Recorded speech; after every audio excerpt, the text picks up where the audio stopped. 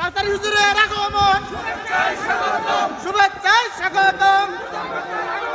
প্রধান বক্তার আগমন, নারায়ে তাকবীর, আল্লাহু আকবার। প্রধান বক্তার আগমন, শুভেচ্ছায় স্বাগতম, শুভেচ্ছায় স্বাগতম। প্রধান বক্তার আগমন। রাতের আধারে যারা সেজদাতে রয়, দু চোখের শ্রুতে নদী যেন বয়। ছলনার হাত ছানি যতই আসুক, পিছনে ফিরেও সে তাকায় না। যাদের হৃদয়ে আছে আল্লাহর ভয়, তারা কভু পথ ভুলে যায় না। আল্লাহর প্রেম ছাড়া এই দুনিয়ায় কারো কাছে কোনো কিছু চায় না। সকলে পড়ি আলহামদুলিল্লাহ। এবার আওয়াজ দিয়ে বলেন, আমরা প্রশংসা করেছি কার? সব সময় প্রশংসা হবে কার? খাওয়ার সময়, ঘুমানোর সময়, সকালবেলা, দুপুরবেলা, সন্ধ্যাবেলা, রাতের বেলা, ভালো কাজ করার সময়, খারাপ কাজ করার সময়। দেখছেন, খারাপ কাজ করা যাবে, গুনাহের কাজ করা যাবে, অন্যের মাল অন্যায়ভাবে আত্মসাৎ করা যাবে, চুরি করা যাবে, ডাকাতি করা যাবে, ছিনতাই করা যাবে। সকল গুনাহ থেকে দূরে সরে আসার দরকার আছে না নাই?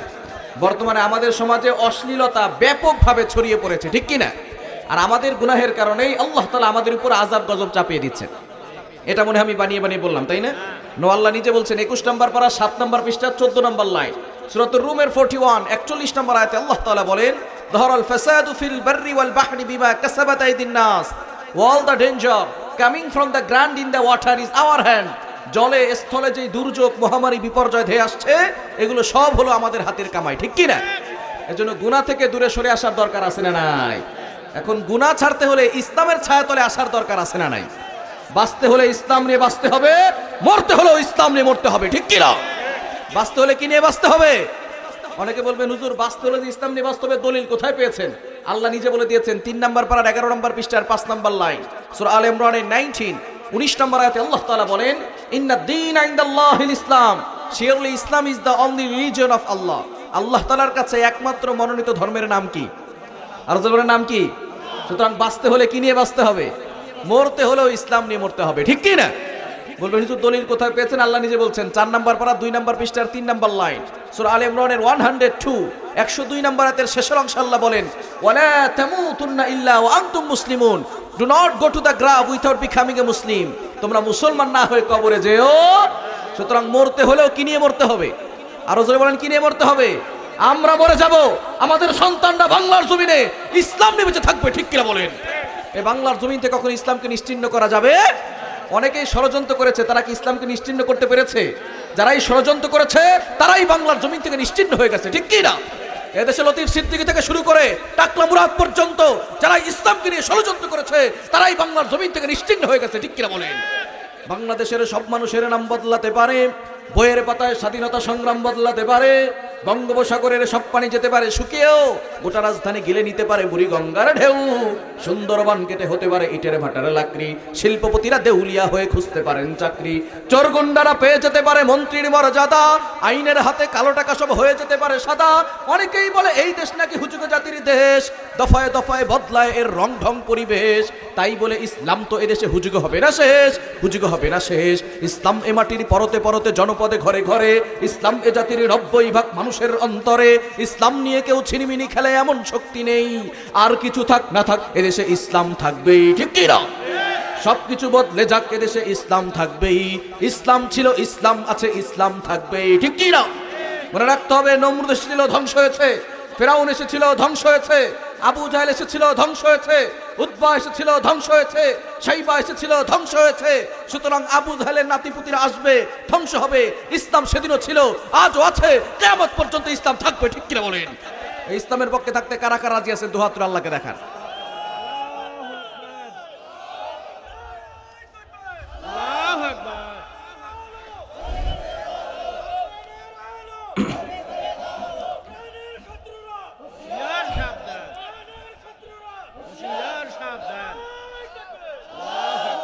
আমাকে আলোচনা করতে বলা হয়েছে কিয়ামতের আলামত সম্পর্কে। আমি এজন্য আপনাদের সম্মুখে পবিত্র কোরআনুল কারীমের 17 নম্বর পারা 10 নম্বর পৃষ্ঠার 15 নম্বর লাইন সূরা হজের 1 নম্বর আয়াত তেলাওয়াত করেছি। আল্লাহ রাসূল সাল্লাল্লাহু আলাইহি ওয়াসাল্লামের অসংখ্য অগণিত হাদিসসমূহের মধ্য থেকে সহিহ বুখারী শরীফের 5027 নম্বর হাদিস পাঠ করেছি। যদি আল্লাহ তাআলা আমাকে তৌফিক এনায়েত করেন, উক্ত আয়াতকে সামনে রেখে কিছু আলোচনা করার চেষ্টা করব ইনশাআল্লাহ। ওমা তাওফিকি ইল্লা বিল্লাহ। আমরা যে কিতাব থেকে আলোচনা শুনবো, কিতাবের নাম কি? আর বলেন, কিতাবের নাম কি? কোরআনে কোনো ভুল আছে? কোনো সংশয় আছে? কোনো মিথ্যা কথা আছে? সুতরাং সব সমস্যার সমাধান দিতে পারে। সমাধান চাও যদি জীবনে মরণে, ফিরে যাও খুঁজে নাও চোখ রাখো কোরআনে। সমাধান চাও যদি জীবনে মরণে, ফিরে যাও খুঁজে নাও চোখ রাখো কোরআনে। তবেই পাবে সুখ শান্তির ঠিকানা, যদি মেনে নাও তুমি মনে প্রাণে। সমাধান চাও যদি জীবনে মরণে, ফিরে যাও খুঁজে নাও চোখ রাখো কোরআনে। If you want a solution this dunya and akhirah, go back, have a look to the holy Quran. ঠিক কি না? এজন্য চোখ রাখতে হবে কোথায়? স্টার জলসায়, জি বাংলায়, এটিএন টিভির পর্দায়। চোখ রাখতে হবে কোথায়? এই কোরআনে রাখতে পারবো তো ইনশাআল্লাহ। এই কোরআনে আল্লাহ তাআলা সব কিছু দিয়েছেন। বিশ্বাস হয় না আপনাদের? আল্লাহ নিজে বলছেন 7 নম্বর পারার 11 নম্বর পৃষ্ঠা 7 নম্বর লাইন সূরা আনামের 38 38 নম্বর আয়াতে রব্বুল আলামিন বলেন, মা فرطنا في الكتاب من شيء. I have not left anything in the Quran. আমি কোরআনে কোনো কিছু বাকি রাখি নাই। বলেন সুবহানাল্লাহ। একটু জোরে সোরে বলেন না সুবহানাল্লাহ।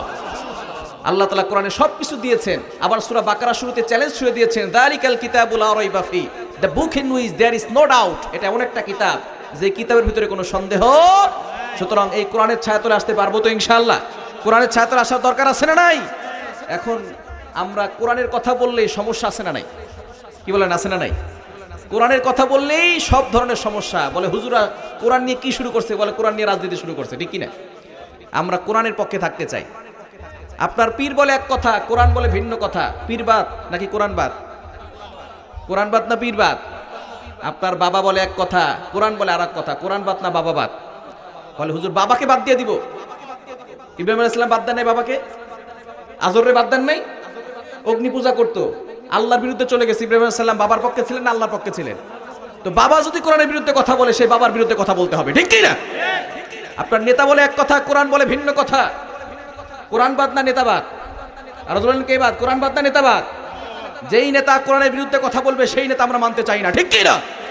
এজন্য কোরআনের পক্ষে থাকতে পারবো তো ইনশাআল্লাহ। কোরআন থাকবে যেখানে আমরা থাকবো, পারবো তো ইনশাআল্লাহ। আসুন সেই কোরআন থেকে আমরা আলোচনা শুনবো।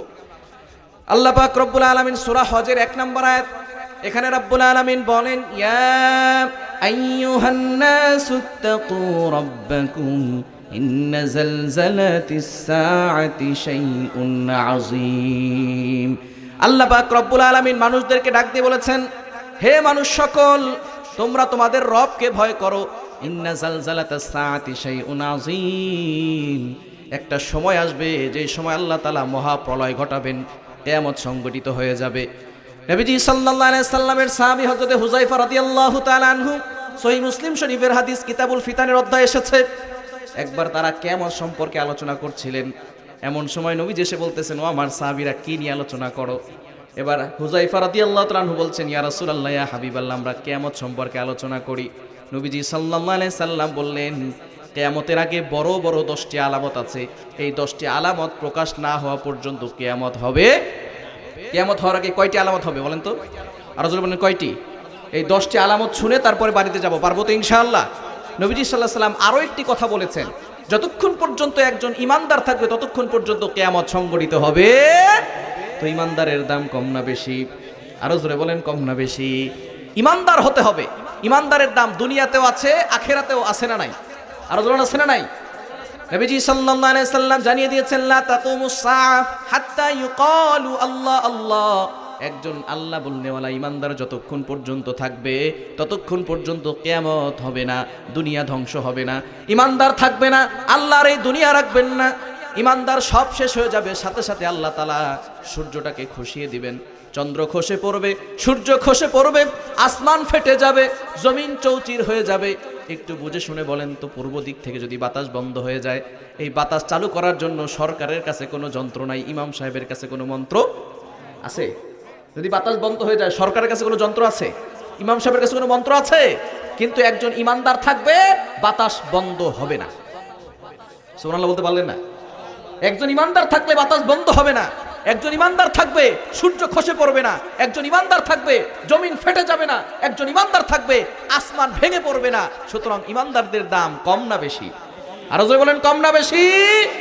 এই ইমানদারদের উসিলায় আবার যেই সকল নাস্তিকরা আছে তারাও খাবার খায়, কারণ আল্লাহ তাআলা একজন ইমানদার থাকলে সারা পৃথিবী চালাবেন, পৃথিবী ধ্বংস করবে না। এজন্য ইমানদারদের উসিলায় সকলে খায়, আবার সেই ইমানদারদেরকে জঙ্গি বলে গালি দেয়, ঠিক কি না? যখন বিয়ে করতে যায় জামার উসিলায় কিন্তু সবাই খায়, ঠিক কি না? জামার উসিলায় সবাই খায়, আবার যে এলাকায় বিয়ে হয় সেই এলাকার কুকুরটাও কিন্তু ভালো খায়, তাই না?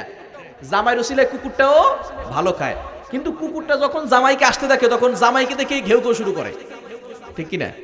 কুকুর জানেই না যে আজকে যে ভালো ভালো খাইলাম, ভিআইপি খাইলাম, এটা জামাইয়ের উসিলায় খাইলাম, সেটা না জেনেই সেই জামাইকে আবার ঘেউ ঘেউ করা শুরু করে। ঠিক তদ্রুপভাবে আমাদের সমাজে কিছু নাস্তিক আছে, ইমানদারদের উসিলায় সেই নাস্তিকরা খাবার খাচ্ছে, সাগরে মাছ পাচ্ছে, ফসল পাচ্ছে, বিভিন্ন ধরনের খাবার খেতে পারছে। এই একমাত্র ইমানদারের জন্য সেই ইমানদারদেরকে আবার জঙ্গি বলে গালি দেয়, এরকম নাস্তিক আছে না নাই? এরা কুকুরের থেকেও নিকৃষ্ট, ঠিক কি না? ইমানদারদের দাম দুনিয়াতেও আছে, আখিরাতেও আছে না নাই? যদি আপনি ইমান নিয়ে কবরে যেতে পারেন, আল্লাহ বলছেন 24 নম্বর পারার 19 নম্বর পৃষ্ঠার 3-4 নম্বর লাইন, সূরা হামিমা সাজদার 30 নম্বর আয়াত, রব্বুল আলামিন বলেন, ইন্নাল্লাযীনা ক্বালু রাব্বুনাল্লাহ থুম্মা ইসতাকামু তাতানাজ্জাল আলাইহিমুল মালাইকা আল্লা তাখাফু ওয়া লা তাহজানু وأبشروا بالجنة التي كنتم توعدون إن الذين قالوا ربنا الله যারা বলবে আমরা ঈমান এনেছি কার উপর? আর জয় বলেন কার উপর? সুম্মা ইসতাকামু, তারপরে তারা সেটার উপর অটল থাকবে, অবিচল থাকবে। আল্লাহ পাক রব্বুল আলামিন বলছেন তাদের মৃত্যুর সময় তাতানাজ্জালু আলাইহিমুল মালাইকা, আল্লাহ পাক রব্বুল আলামিন হাজার হাজার ফেরেশতাদেরকে দুনিয়াতে নামিয়ে দিবেন, বলেন সুবহানাল্লাহ। ফেরেশতারা বলবে আল্লাহ তাখাফু ওয়ালা তাহজানু, টেনশন করার কোনো দরকার নাই, তুমি দুশ্চিন্তা হয়ো না, তুমি চিন্তিত হয়ো না। আল্লাহ তাখাফু ওয়ালা তাহজানু ওয়া আবশিরু বিল জান্নাতিল্লাতী কুনতুম তুআদুন, তোমার মৃত্যুর সাথে সাথে আল্লাহ তোমাকে জান্নাত দিবে, বলেন সুবহানাল্লাহ। ওই জান্নাতে যাওয়ার দরকার আছে না নাই? আরো জোরে বলেন আছে না নাই? আমরা জান্নাতে যেতে চাই, তবে জান্নাতে যাওয়ার কাজ করতে চাই না, ঠিক কি না? জান্নাত কিন্তু আল্লাহ সহজ করে দিয়েছেন, এক্সাম্পল দিলে সুন্দর বুঝতে পারবেন।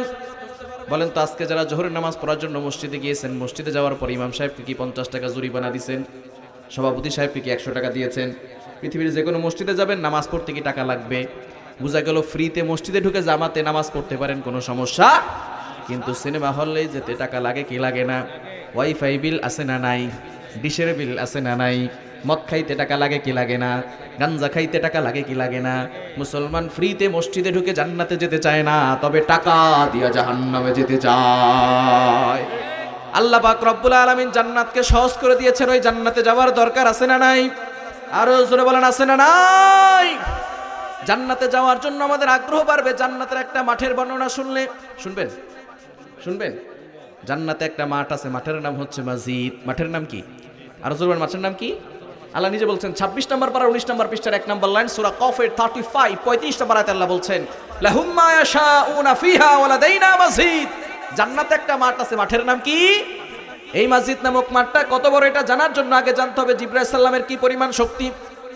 জিবরাইল সাল্লাম কেমন শক্তিওয়ালা ফেরেশতা ছিলেন। একবার নবীজির কাছে জিবরাইল সাল্লাম আসলেন, নবীজি বললেন, ভাই জিবরাইল, আমি আপনাকে দেখতে চাই। জিবরাইল সাল্লাম বললেন, ইয়া রাসূলুল্লাহ, ইয়া হাবিবাল্লাহ, আপনি আমাকে দেখলে তো ভয় পাবেন। নবীজি বললেন, না না, ভয় পাবো না, দেখা দেন। হঠাৎ করে জিবরাইল সাল্লাম অদৃশ্য হয়ে গেলেন। এবার দেখেন নবীজি আসমান থেকে একটা কালো পর্দা নামতে নামতে জমিন পর্যন্ত লেগে গিয়েছে, ডান পাশ বাম পাশ পুরো পৃথিবী ভরাট হয়ে গেছে, দুনিয়া অন্ধকার হয়ে গেছে। জিবরাইল আলাইহিস সালাম তখন অদৃশ্য, নবীজি দেখলেন কালো পর্দা, পুরো পৃথিবী ভরাট হয়ে গেছে। আবারও আস্তে আস্তে করে কালো পর্দার আসমানে উঠে গেল। জিবরাইল সাল্লাম অদৃশ্যভাবে হাজির হয়ে বললেন, নবীজি কি দেখলেন? নবীজি সাল্লাল্লাহু আলাইহি সাল্লাম বললেন, আসমান থেকে একটা কালো পর্দা নামতে নামতে জমিন পর্যন্ত লেগে গিয়েছে, পুরো পৃথিবী ভরাট হয়ে গেছে। জিবরাইল সাল্লাম বলেন, ইয়া রাসূলুল্লাহ, ইয়া হাবিবাল্লাহ, ওইটা কালো পর্দা ছিল না, আমার একটা মাত্র পাখা ছিল। এই পাখা আমি ছেড়ে দিয়েছি, পুরো পৃথিবী ভরাট হয়ে গেছে। এরকম পাখা আল্লাহ আমাকে একটা দুইটা নয় 600 পাখা দিয়েছে। বলেন সুবহানাল্লাহ। কয়শো পাখা? কষ্ট হচ্ছে আপনাদের? একটা পাখায় যদি হয় এত বড়, 600 পাখা হবে কত বড়? এই 600 পাখা যেই দেহের ভিতরে আল্লাহ ফিট করছেন, ওই দেহটা কত বড়? এত বড় দেহ যেই আল্লাহ বানাইছে, সেই আল্লাহ কত বড়? আল্লাহু আকবার। সে আল্লাহর ইবাদত করার দরকার আছে না নাই? এবার জিবরাইল সাল্লাম কোথায় থাকে জানার দরকার আছে না নাই? কি বলেন, আছে না নাই? তিনি থাকেন সিদরাতুল মুনতাহা। কোথায়? কোথায় থাকেন? সিদরাতুল মুনতাহা। দুনিয়ার জমিন থেকে কতদূর একটু বিজ্ঞান আলোচনা করলে বুঝতে পারবেন। আমরা যে পৃথিবীতে বসবাস করছি, এটা হচ্ছে একটা গ্রহ। আমাদের পার্শ্ববর্তী গ্রহের নাম হচ্ছে মঙ্গল গ্রহ। নাম শুনছেন আপনারা? মঙ্গল গ্রহ নাম শুনেছেন না?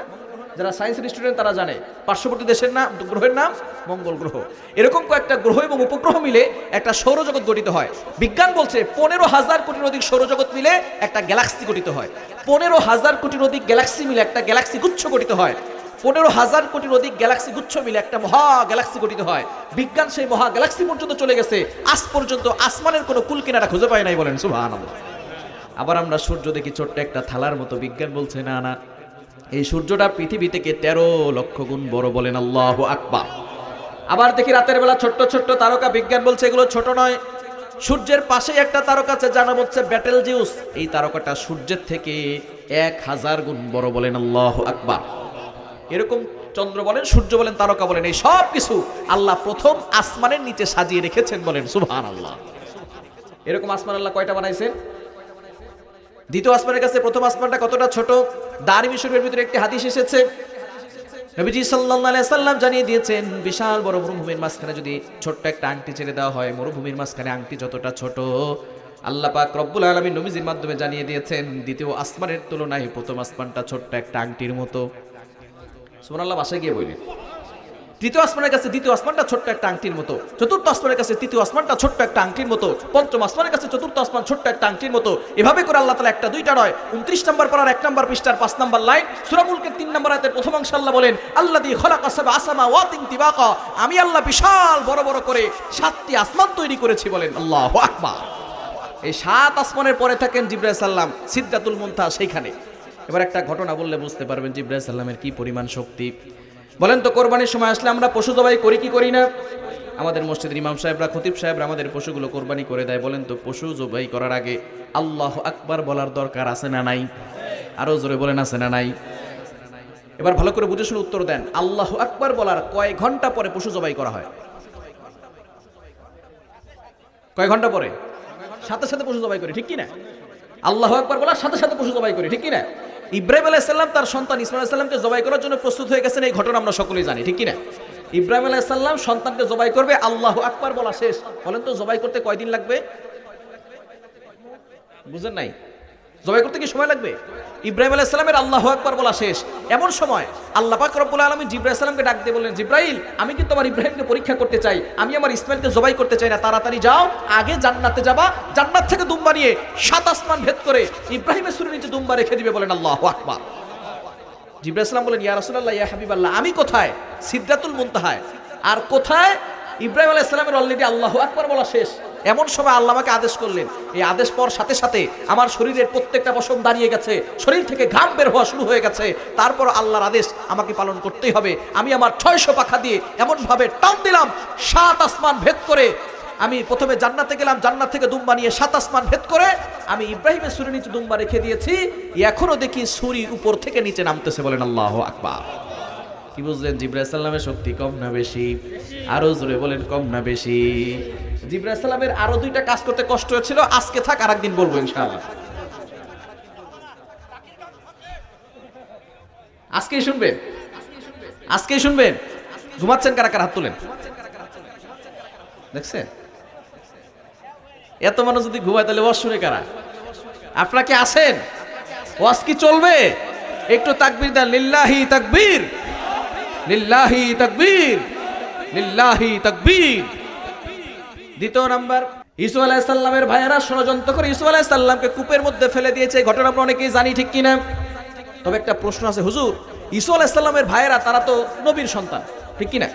ইয়াকুব আলাইহিস সালামের সন্তান, নবীর সন্তান হয়ে নবী ভাই ইউসুফকে কূপের মধ্যে ফেলে দিল কেন? প্রশ্ন আছে না নাই? আর তোমার আছে না নাই? ভালো করে বুঝেন। ইউসুফ আলাইহিস সালাম ছোট্টবেলায় একটা স্বপ্ন দেখেছেন, এই স্বপ্নের কথা বাবা ইয়াকুব আলাইহিস সালামকে বলেছিলেন। বাবা যেহেতু নবী, তিনি বুঝতে পেরেছেন যে পরবর্তী সময় আমার সন্তান ইউসুফ নবী হবে, বলেন সুবহানাল্লাহ। যখন তিনি বুঝতে পেরেছেন ইউসুফ নবী হবে, তখন অন্যান্য সন্তানদের তুলনায় ইউসুফকে একটু বেশি ভালোবাসার দরকার আছে না নাই? এই জন্য বাবা ইয়াকুব আলাইহিস সালাম ইউসুফ আলাইহিস সালামকে একটু বেশি ভালোবাসেন। কিন্তু বাকি যে 11 জন সন্তান আছে তারা আর সহ্য করতে পারলো না। তারা চিন্তা করছে যদি ইউসুফকে হত্যা করা হয়, অথবা যদি ইউসুফকে কূপের মধ্যে ফেলে দেওয়া হয়, অথবা যদি দেশান্তর করে দেওয়া হয়, তাহলে মনে হয় বাবার অন্তর থেকে ইউসুফের প্রতি ভালোবাসা কমে যাবে। একটু বুঝে শুনে বলেন তো, ইউসুফ আলাইহিস সালাম হারিয়ে যাওয়ার পরে বাবা ইয়াকুব আলাইহিস সালামের অন্তরে ইউসুফের প্রতি ভালোবাসা কমছে না বাড়ছে? কেমন বাড়া বেড়েছে? ইউসুফ আলাইহিস সালাম যখন হারিয়ে গেল, বাবা ইয়াকুব আলাইহিস সালাম কাঁদতে কাঁদতে চক্ষু দুটো অন্ধ করেছেন, বলেন আল্লাহু আকবার। শুধু তাই নয়, ইউসুফ আলাইহিস সালামের আরো 11 জন ভাই ছিল। কারো নাম ছিল শামু, কারো নাম ছিল লাবি, কারো নাম ছিল ইয়াহুদা, কারো নাম ছিল বিনয়ামিন। ইয়াকুব আলাইহিস সালাম কোন সন্তানকে নাম ধরে ডাকতেন না, সকল সন্তানকে ইউসুফ ইউসুফ বলে ডাকতেন, বলেন আল্লাহু আকবার। 11 জন ভাই মিলে ষড়যন্ত্র করেছে, যদি ইউসুফকে হত্যা করা হয়, অথবা কূপের মধ্যে ফেলে দেওয়া হয়, অথবা দেশান্তর করে দেওয়া হয়, তাহলে মনে হয় বাবার অন্তর থেকে ইউসুফের প্রতি ভালোবাসা কমে যাবে। কমছে না বাড়ছে? ঠিক তদ্রূপভাবে পূর্বের সরকার মনে করেছিল যদি আলেমদেরকে বন্দী করে রাখা হয়, যদি আলেমদেরকে বাংলাদেশ থেকে বিদায় করে দেওয়া হয়, তাহলে মনে হয় বাংলার মানুষের অন্তর থেকে আলেমদের ভালোবাসা কমানো যাবে। স্পষ্ট ভাষায় ঘোষণা দিয়ে যায়, আলেমদেরকে বন্দী করে রাখলে, আলেমদেরকে খুন করলে, আলেমদেরকে বাংলাদেশ থেকে বিদায় করে দিলে বাংলার মানুষের অন্তর থেকে আলেমদের ভালোবাসা কমানো যাবে না। ঠিক কিনা বলেন? কি বলেন? ভালোবাসা কমছে না বাড়ছে? আরো জোরে কমেছে নাকি বেড়েছে? তারা ষড়যন্ত্র করেছিল, জুলুম করেছিল, কোরআনের মাহফিলে কোরআনের কথা পর্যন্ত বলতে দেওয়া হয় নাই, ঠিক কি না? যারা জুলুম করেছিল, অন্যায় করেছিল যে আলেমদের উপরে, সেই আলেমরা এখন কোরআনের ময়দানে হক কথা বলছে। আর যারা জুলুম করেছিল তারাই শেষ পর্যন্ত পিছনের দরজা দিয়ে হেলিকপ্টার দিয়ে পালাতে বাধ্য হয়েছে। যুগে যুগে যারা এই মানুষের উপর অত্যাচার করেছে, জুলুম করেছে, আল্লাহ তাদের অবস্থা ভয়ানক করেছেন। ভবিষ্যতে যারা করবে তাদের অবস্থা আল্লাহ ফেরাউন আর নমরুদের মতো করে ছাড়বে, ঠিক কি না? এজন্য সতর্ক থাকার দরকার আছে না নাই? আমাদের কোরআনের পাখি 52টি বছর ধরে যিনি তাফসীর করেছেন, যিনি এমন ভাবে তাফসীর করেছেন, গোটা পৃথিবীতে এখন এমন কেউ আর নতুন করে জন্ম নিতে পারে? তাকে 12টি বছর ধরে জেলখানায় বন্দী করে রেখেছে, শেষ পর্যন্ত ইনজেকশনের মাধ্যমে তাকে দুনিয়া থেকে বিদায় করেছে। অনতি বিলম্বে শাস্তির ব্যবস্থা করতে হবে। ডক্টর ইউনূস সাহেবকে বলতে চাই, আপনারা সংস্কার করতেছেন করেন, তবে ইসলামকে মাইনাস করে, কোরআনকে মাইনাস করে কোনো সংস্কার বাংলার জমিনে করতে দেওয়া হবে না, ঠিক কি না? অনতি বিলম্বে আল্লামা সাঈদী কোরআনের পাখিকে যারা হত্যা করেছে, যারা শহীদ করে দিয়েছে, তাদেরকেও এই বাংলার জমিনে ফাঁসির মঞ্চে উঠাতে হবে, ঠিক কিনা বলেন? মুসলমান আমাদের ঈমানকে শক্তিশালী করতে হবে। পারবো তো ইনশাআল্লাহ? পারা যাবে তো ইনশাআল্লাহ? আল্লাহ পাক রব্বুল আলামিন আমাদেরকে কবুল করেন, সকলে বলেন আমিন। আর জোরে বলেন আমিন। ইসা আলাইহিস সালামের ভাইয়েরা ইসা আলাইহিস সালামকে কূপের মধ্যে ফেলে দিবে, কেনানের কূপ। কেনানের কূপের নিচে পানি ছিল অল্প, কিন্তু বড় বড় পাথর ছিল। বলেন তো, নবী হোক আর ওলি হোক, নিচে যদি পরে মাথা যদি পাথরের সাথে লাগে, ফাটবে কি ফাটবে না? কষ্ট হচ্ছে আপনাদের? চলবে তো ইনশাআল্লাহ? মাথা ফাটবে কি ফাটবে না? যখন ইসা আলাইহিস সালামকে তার ভাইয়েরা কূপের মধ্যে ফেলে দিয়েছে, বলেন তো নিচে পড়তে কয়দিন সময় লাগবে? সাথে সাথে পড়ে যাবে, ঠিক কি না? ইসা আলাইহিস সালাম যখন নিচে ফেলে দিয়েছে, এমন সময় আল্লাহ পাক রব্বুল আলামিন জিবরাইল সালামকে ডাক দিয়ে বলে, জিবরাইল, আমি কিন্তু আমার ইউসুফকে পরীক্ষা করতে চাই, আমার ইউসুফকে কঠিন বড় বিপদে ফেলতে চাই না, তাড়াতাড়ি যাও, আমার ইউসুফ নিচে পড়ার আগে তুমি তোমার নূরের পাখাগুলো বিছিয়ে দাও। বলেন আল্লাহু আকবার। জিবরাইল সালাম বলেন, ইয়া রাসূলুল্লাহ, ইয়া হাবিবাল্লাহ, আমি কোথায় সিদরাতুল মুনতাহায় আর কোথায় ইসা আলাইহিস সালামের ভাইলা? অলরেডি ইসা আলাইহিস সালামকে কূপের মধ্যে ফেলে দিয়েছে। এমন সময় আল্লাহ আমাকে আদেশ করলেন, আদেশ পর সাথে সাথে আমার শরীরের প্রত্যেকটা পশম দাঁড়িয়ে গেছে, শরীর থেকে ঘাম বের হওয়া শুরু হয়ে গেছে। তারপর আল্লাহর আদেশ আমাকে পালন করতেই হবে। আমি আমার 600 পাখা দিয়ে এমন ভাবে টান দিলাম, 7 আসমান ভেদ করে কেনানের কূপের কাছে গিয়ে আমি আমার নূরের পাখা বিছিয়ে দিয়েছি। এখনো দেখি ইউসুফ আলাইহিস সালাম উপর থেকে নিচে পড়তেছে। বলেন আল্লাহু আকবার। কি বুঝলেন? জিবরাইল সালামের শক্তি কম না বেশি? তৃতীয় নাম্বার, নবীজি সাল্লাল্লাহু আলাইহি সাল্লাম যখন তায়েফের ময়দানে গেলেন কালিমার দাওয়াত দেওয়ার জন্য, তায়েফের লোকের আমার নবীকে একবার নয়, দুইবার নয়, তিনবার নবীজিকে বেহুশ করে রাখা হয়েছে। নবীজি সাল্লাল্লাহু আলাইহি সাল্লাম যেই জায়গায় বেহুশ অবস্থায় পড়েছিলেন, আমি ওদম সেই জায়গায় গিয়ে 2 রাকাত নফল নামাজ পড়ার সুযোগ পেয়েছি। নফল নামাজ পড়ে আল্লাহর কাছে কেঁদেছি আর বলেছি, আল্লাহ, আমার নবীর চেহারা এত সুন্দর ছিল, কিভাবে তারা নবীজিকে আক্রমণ করতে পারলো? নবীজি সাল্লাল্লাহু আলাইহি ওয়াসাল্লামকে রক্তে রঞ্জিত করে দেওয়া হলো। নবীজি সাল্লাল্লাহু আলাইহি সাল্লামের পাশে ছিলেন পালক পুত্র যায়েদ রাদিয়াল্লাহু তাআলা আনহু। যায়েদ রাদিয়াল্লাহু তাআলা আনহু একটা কাপড় দিয়ে যেখান থেকে রক্ত বের হয় রক্তগুলো মুছে দিচ্ছিলেন। রক্ত মুছতে মুছতে আর কাপড়টা রক্ত শোষণ করে না। নবীজি সাল্লাল্লাহু আলাইহি সাল্লাম সেই রক্তে ভেজা কাপড় দিয়ে রক্তগুলো মুছতেছেন। আর যায়েদ রাদিয়াল্লাহু তাআলা আনহু চোখের চারি পানি ছেড়ে দিয়ে বলেন, ওগো নবীজি, যেই কাপড় দিয়ে মুছলে আর রক্ত শোষণ করে না, যে কাপড় দিয়ে মুছলে রক্ত চামড়ার ভিতরে প্রবেশও করে না, কেন আপনি বারবার সেই রক্তগুলো এই ভিজা কাপড় দিয়ে মুছতেছেন? নবীজি সাল্লাল্লাহু আলাইহি সাল্লাম ডাক দিয়ে বলে, ওরে যায়েদ, যদিও তায়েফের লোকের আমাকে চিনতে পারে নাই, কিন্তু আমার শরীরের এক ফোঁটা রক্ত যদি তায়েফের জমিনে পড়ে যায়, তায়েফের জমিন আমার রক্ত চিনতে এক সেকেন্ডও দেরি করবে না, সাথে সাথে তায়েফের জমিনে ভূমিকম্প শুরু হয়ে যাবে। এমন সময় নবীজি সাল্লাল্লাহু আলাইহি সাল্লামের পা মোবারক রক্তে রঞ্জিত হয়ে চামড়ার মোজা ভেদ করে এক ফোঁটা রক্ত নিচে পড়ে যাবে। বলেন তো নিচে পড়তে কয়দিন সময় লাগবে? আল্লাহ পাক রব্বুল আলামিন জিবরাইল সাল্লামকে ডাক দিয়ে বলে, ও জিবরাইল, ওমা কানাল্লাহু লিউআযিবাহুম ওয়া আনতা ফীহিম, আমার নবী যেখানে থাকবে সেখানে কোনো আযাব আসবে না। ওমা আরসালনাকা ইল্লা রাহমাতাল লিল আলামিন, আমি আমার নবীকে রহমত হিসেবে দুনিয়াতে প্রেরণ করেছি। আমার নবীর রক্তের ফোঁটা জমিনে পড়ার আগে তুমি তাড়াতাড়ি যাও, তোমার নূরের পাখাগুলো বিছিয়ে দাও। বলেন আল্লাহু আকবার। জিবরাইল সাল্লাম বলেন, ইয়া রাসূলুল্লাহ, ইয়া হাবিবাল্লাহ, আমি কোথায়? সিদরাতুল মুনতাহায়। কোথায় আপনার রক্তের ফোঁটা জমিনে পড়ে যাবে? আল্লাহর আদেশ পাওয়ার সাথে সাথে আমার শরীরের প্রত্যেকটা পশম দাঁড়িয়ে গেছে, শরীর থেকে ঘাম বের হওয়া শুরু হয়ে গেছে। তারপর আল্লাহর আদেশ আমাকে পালন করতেই হবে। আমি আমার 600 পাখা দিয়ে এমন ভাবে টান দিলাম, 7 আসমান ভেদ করে তায়েফের জমিনে গিয়ে আমি আমার নূরের পাখা বিছিয়ে দিয়েছি। এখনো দেখি রক্তের ফোঁটা উপর থেকে নিচে পড়তেছে। বলেন আল্লাহু আকবার। কি বুঝলেন জিবরাইল সাল্লামের শক্তি কম না বেশি? সেই জিবরাইল সাল্লাম বলেন, জান্নাতে একটা মাঠ আছে, মাঠের নাম কি মনে আছে? মনে আছে? কি নাম? লাহুম মা ইয়াশাউনা ফিহা ওয়া লাদাইনা মাজিদ। জান্নাতে একটা মাঠ আছে, মাঠের নাম কি? এই মাজিদ নামক মাঠটা দেখার জন্য জিবরাইল সাল্লাম আল্লাহর কাছে পারমিশন চাইলেন। জিবরাইল সাল্লাম বলেন, ইয়া রাসূলুল্লাহ, ইয়া হাবিবাল্লাহ, আমি আল্লাহর কাছে পারমিশন চাইলাম, আল্লাহ আমাকে পারমিশন দিয়ে দিলেন। আমি জিবরাইলের খাওয়া দাওয়া নাই, আমি জিবরাইলের পেশাব পায়খানা নাই, আমি জিবরাইলের ঘুমের কোনো প্রয়োজন হয় না, আমি জিবরাইলের বিশ্রাম নেওয়ার কোনো প্রয়োজন হয় না। আমি জিবরাইল আমার 600 পাকা দিয়ে ধারাবাহিকভাবে ওই জান্নাতে মাজিদ নামক মাঠে উঠতে শুরু করলাম। টানা 1 ঘন্টা নয়, 1 দিন নয়, 1 সপ্তাহ নয়, 1 মাস নয়, 1 বছর নয়, 70 বছর ধরে উঠতে লাগলাম, কিন্তু জান্নাতে মাজিদ নামক মাঠের কোনো কুল কিনারা খুঁজে পাই নাই। মাজিদ নামক মাঠটাই যদি হয় এত বড়, জান্নাত হবে কত বড়? এই জান্নাতে যাওয়ার দরকার আছে না নাই? আরো জোর আছে না নাই? জান্নাতে যেতে হলে ঈমানকে শক্তিশালী করতে হবে। ঈমান শক্তিশালী করবে যারা, জান্নাতুল ফেরদাউসের মালিক হবে তারা। বলেন আল্লাহু আকবার। এজন্য ঈমানকে শক্তিশালী করতে পারবো তো ইনশাআল্লাহ? ঈমান যেহেতু আছে, বিপদ আসবে, ঝড় আসবে, তুফান আসবে, কষ্ট আসবে, কিন্তু কখনো ধৈর্য হারা হওয়া যাবে না। ভরসা করতে হবে একজনের উপর। তিনি কে? আরো জোরে বলেন, তিনি কে? সুতরাং কিয়ামত হবে। নবীজি সাল্লাল্লাহু আলাইহি ওয়াসাল্লাম জানিয়ে দিয়েছেন একদিন হাসর হবে। ওই দিন কিন্তু যারা অন্যায় করেছে কড়াই গন্ডায় হিসাব নেওয়া হবে। ঠিক কি না? কোরআনের পাখি আল্লামা সাইদিকে 2 দিন আগে দেখলাম, তার ছবি মোবারক নিয়ে জুতা দিয়ে অপমান করা হচ্ছে। বলেন নাউজুবিল্লাহ।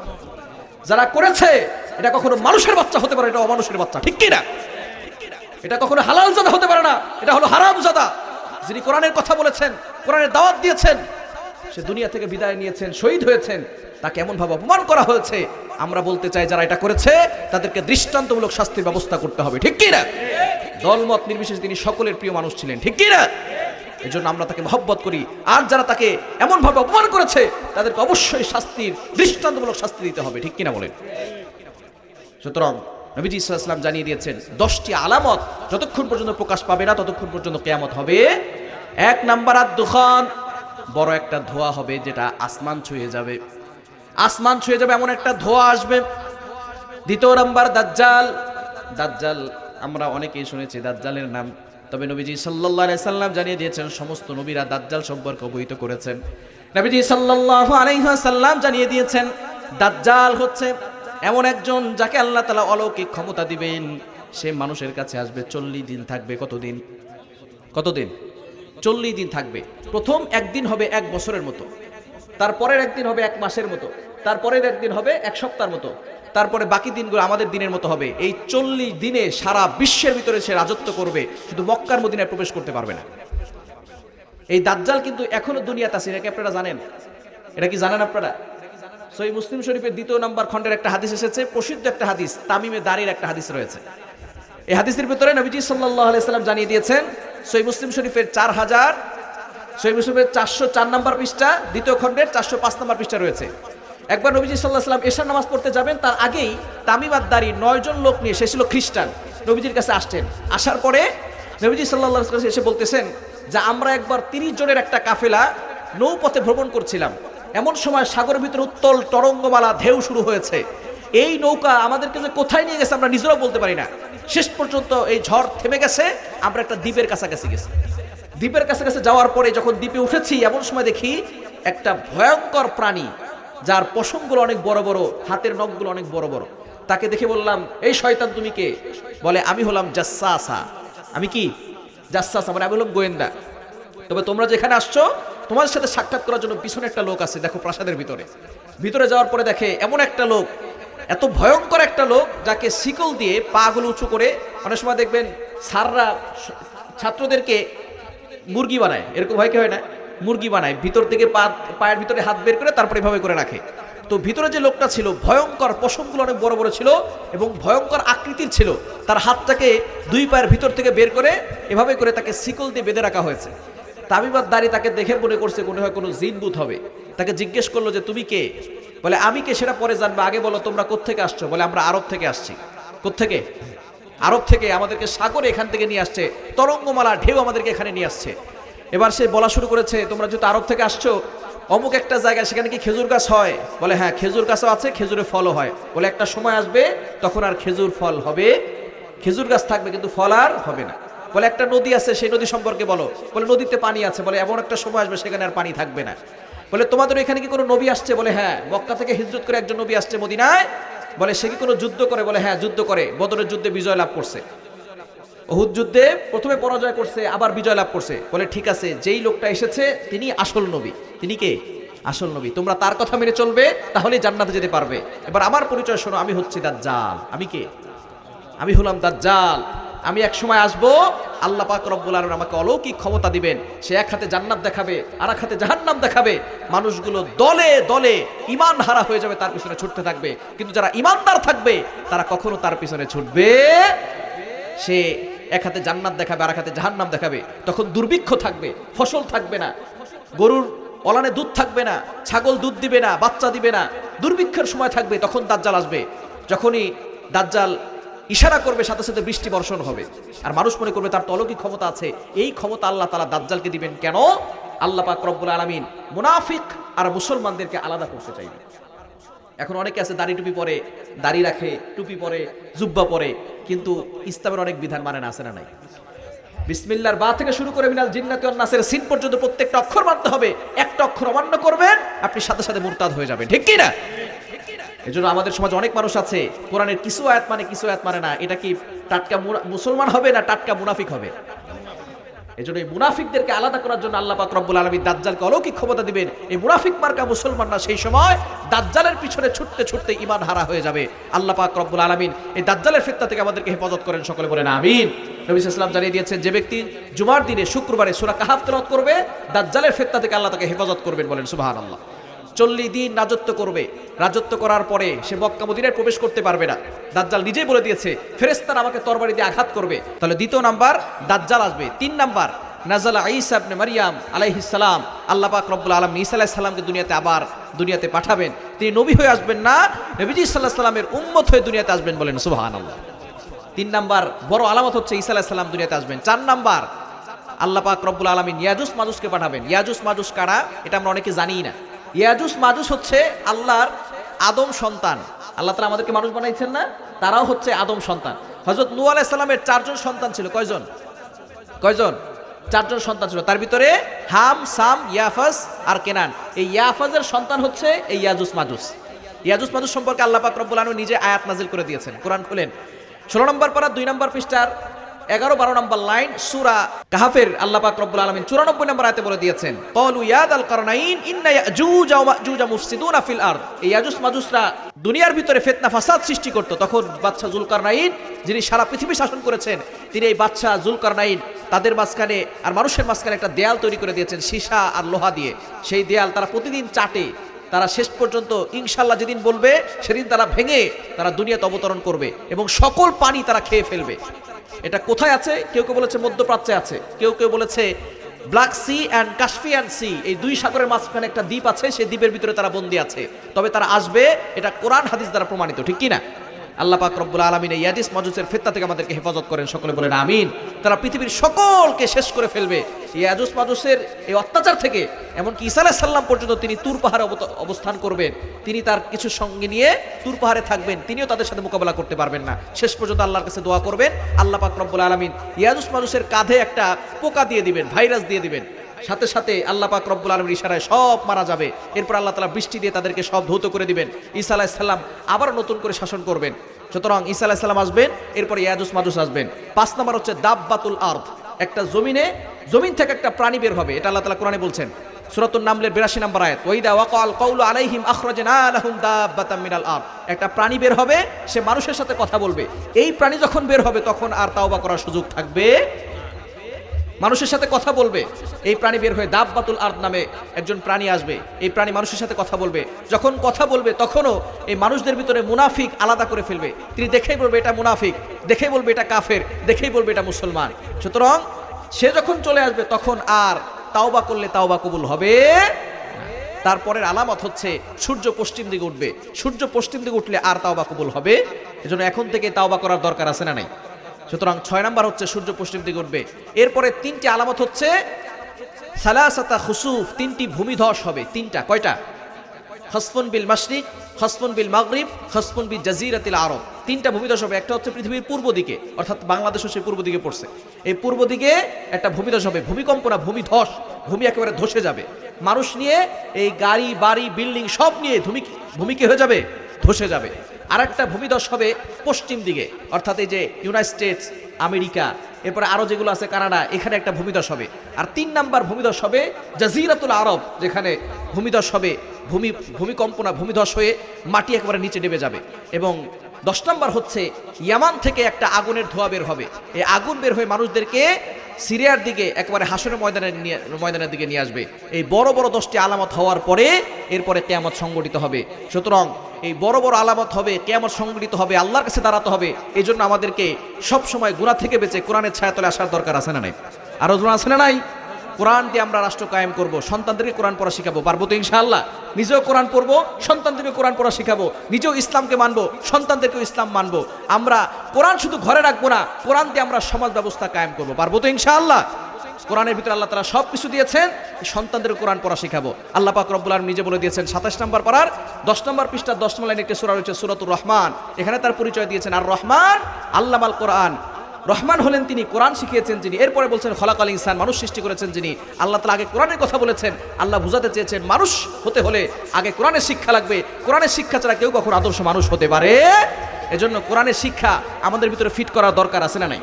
আমি যখন ইন্ডিয়াতে গেছি, একবারে শেষ পর্যায়ে চলে আসছে। ইন্ডিয়াতে গিয়েছি, ত্রিপুরা থেকে কলকাতায় যাব, বিমান ঢিলে হচ্ছে 30 মিনিট। 30 মিনিট বিমান ঢিলে হচ্ছে। এক ভদ্রলোক আমার পাশে এসে বসেছেন, উনি বলতেছেন হোয়ার আর ইউ গোয়িং না, আপনি কোথায় যান? আমি বলতেছি I am going to Kolkata, কলকাতায় যাব। উনি বলতেছেন হুজুর আর ইউ বেঙ্গলি? আমি বললাম ইয়েস আই এম বেঙ্গলি। বলতেছে তাহলে তো আমরা বাংলায় কথা বলতে পারি। তো এক পর্যায়ে উনি আমাকে বলতেছেন হুজুর ইফ ইউ ডোন্ট মাইন্ড, যদি কিছু মনে না করেন, একটা প্রশ্ন করতে পারি? আমি বললাম হ্যাঁ, কোনো সমস্যা নেই, বলেন। উনি বলতেন হুজুর আনসিং ইজ নাথিং, যেটা দেখি না সেটা বিশ্বাস করি না। আপনারা তো আল্লাহকে দেখেন না, বিশ্বাস করেন কেন? এই প্রশ্ন কিছুদিন পর আপনার সন্তানকে করবে। আপনার সন্তানকে ধর্মীয় শিক্ষা দিচ্ছেন না, কোরআনের শিক্ষা দিচ্ছেন না। আমি বলছি না আপনার সন্তানকে হাফেজ বানাতেই হবে, মুফতি বানাতেই হবে, আপনার সন্তানকে আলেম বানাতেই হবে। নো, আমাদের ডক্টর দরকার, ইঞ্জিনিয়ার দরকার, পাইলট দরকার, সব কিছু আমাদের দরকার। তবে সন্তানকে আগে মুসলমান বানানোর দরকার আছে না নাই? এসে এডুকেটেড পারসন, শিক্ষিত মানুষ, তাকে এখন কোরআনের দলিল দিতে হবে না, সে আল্লাহকে মানে না। ভদ্রলোক বিমানে উঠেছে, আমার পাশে বসেছেন। তো বিমানে যারা উঠেছেন তারা যেন অভ্যন্তরীণভাবে অনেক সময় টিফিনের ব্যবস্থা করে, কেক দেয়, চকলেট দেয়, বার্গার দেয়। আমাদেরকে স্যান্ডউইচ দিয়েছে। তো খাবারের একটা ঘেরান আছে না নাই? কি বলেন, ঘেরান আছে না নাই? আমি তাকে বললাম ঘেরানটা কেমন? বলে ঘেরানটা খুব সুন্দর। আমি বললাম ঘেরানটা আমাকে দেখান।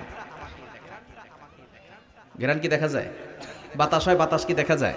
এই যে আমরা অক্সিজেন নিই, এটা কি দেখা যায়? পৃথিবীতে অনেক বিষয় এমন আছে দেখা যায় না, না দেখে বিশ্বাস করতে হয়। ঠিক তদ্রুপভাবে আল্লাযীনা ইউমিনুনা বিল গায়ব, আল্লাহ হচ্ছেন অদৃশ্য, আল্লাহকে দেখা যায় না, আল্লাহকে না দেখে বিশ্বাস করতে হবে। এটাই হচ্ছে আমরা মুসলমান হয়েছে আল্লাহকে না দেখে বিশ্বাস করি, ঠিক কি না? এজন্য সন্তানদেরকে সঠিক শিক্ষা দিতে পারবো তো ইনশাআল্লাহ?